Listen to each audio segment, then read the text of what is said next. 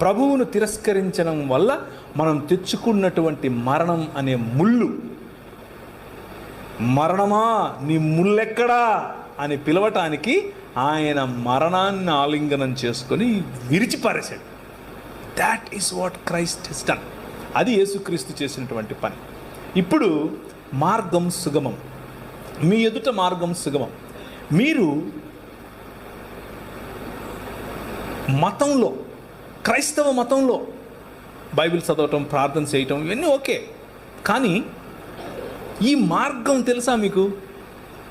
ఆయన చూపించిన ఈ మార్గం మరణాన్ని చంపే మార్గం, శత్రువును గెలిచే మార్గం,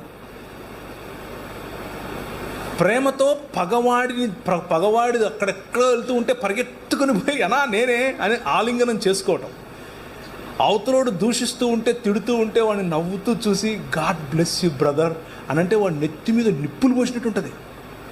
do you know this way? మీకు ఈ మార్గం, దేవుని మార్గం అర్థమవుతుందా? That is your call. అది మీ పిలుపు.